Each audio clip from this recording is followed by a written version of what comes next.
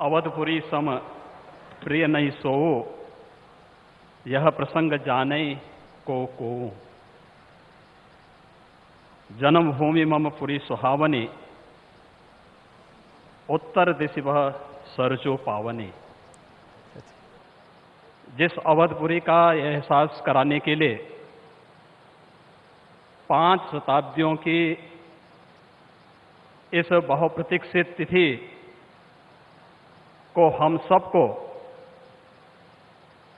135 करोड़ भारतवासियों को और पूरी दुनिया के अंदर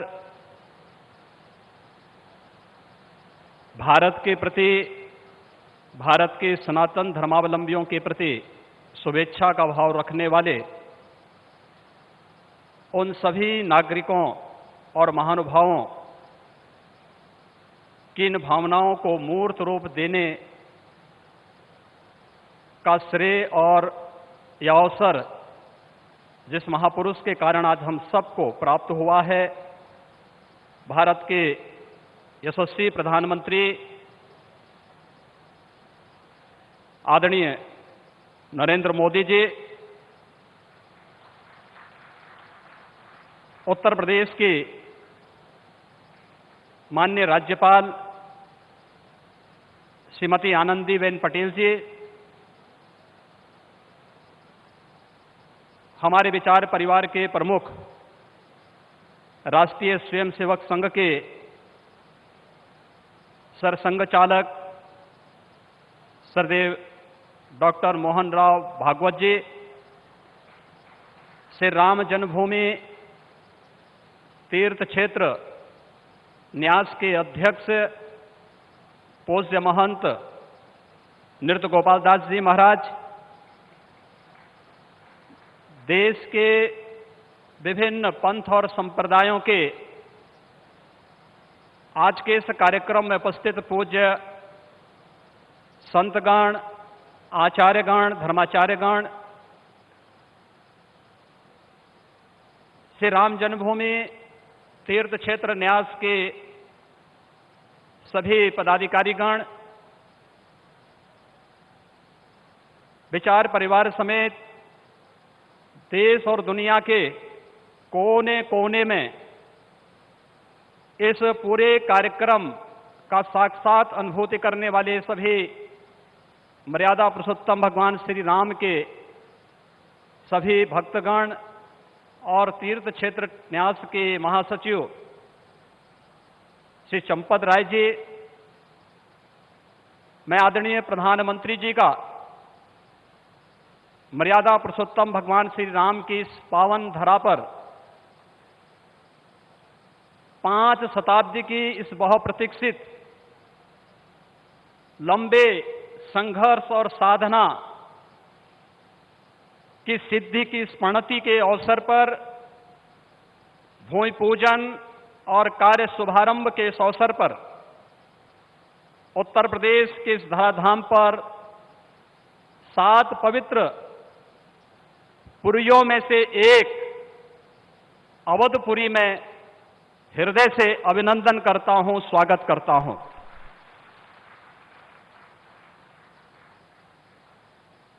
पांच 500 वर्षों का एक लंबा, बड़ा और कड़ा संघर्ष, साधना, लेकिन भारत के लोकतांत्रिक मूल्यों, भारत की न्यायपालिका और भारत की कार्यपालिका की ताकत शांतिपूर्ण ढंग से, लोकतांत्रिक पद्धति से और संविधान सम्मत तरीके से समस्याओं का समाधान कैसे हो सकता है, आदरणीय प्रधानमंत्री जी के नेतृत्व में भारत ने दुनिया की सभी ताकतों को इस बात का एहसास कराया है। और यह दिन हम सबको, पूरे भारतवासियों को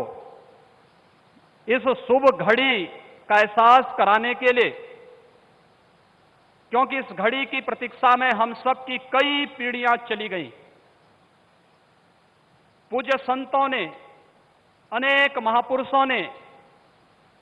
अनेक वीरांगनाओं ने अपना बलिदान दिया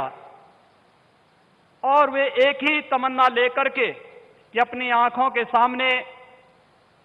ब्रह्मांड नायक मर्यादा पुरुषोत्तम भगवान श्री राम के भव्य मंदिर के निर्माण के कार्य को हम अपनी आंखों के सामने देख सकें।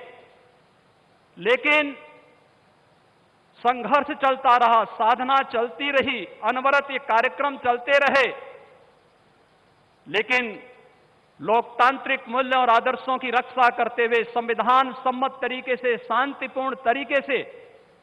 इसका समाधान का मार्ग निकल सकता है। आदरणीय प्रधानमंत्री जी की सूझबूझ और दूरदर्शिता के कारण आज पूरे भारतवासियों को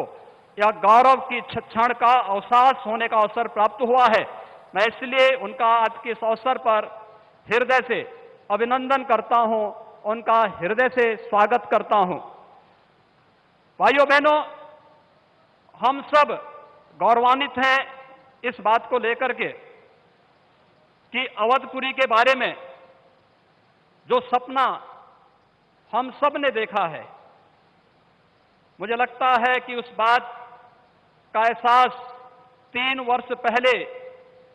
उत्तर प्रदेश की इस अवधपुरी में दीपोत्सव के कार्यक्रम के साथ आप सब ने भी महसूस किया होगा। दीपावली का अवसर अवधपुरी के साथ जुड़ सके, अयोध्या के साथ जुड़ सके और उस कार्यक्रम को उस रूप में जोड़ने के लिए जो कार्यक्रम प्रारंभ हुआ था, आज उस कार्यक्रम की सिद्धि के रूप में आदरणीय प्रधानमंत्री जी के करकमलों से इस अवसर पर श्री राम जन्मभूमि के भव्य और दिव्य मंदिर के निर्माण कार्य के भूमि पूजन और कार्य शुभारंभ का यह पवित्र पल भी हम सबको देखने का अवसर प्राप्त हुआ है। यह कार्य श्री राम जन्मभूमि तीर्थ क्षेत्र न्यास मंदिर निर्माण का करेगा, लेकिन अवधपुरी को दुनिया के सबसे वैभवशाली और सबसे समृद्धशाली नगरी के रूप में भौतिक विकास की दृष्टि से सांस्कृतिक परंपरा को क्षुण्ण बनाए रखते हुए आगे बढ़ाने के संकल्प के लिए हम सब प्रतिबद्ध हैं। और ये प्रतिबद्धता तब भी आपने देखी होगी जब रामायण सर्किट के नाम पर आदरणीय प्रधानमंत्री जी ने देश के उस श्रद्धा को सम्मान देने का कार्य किया।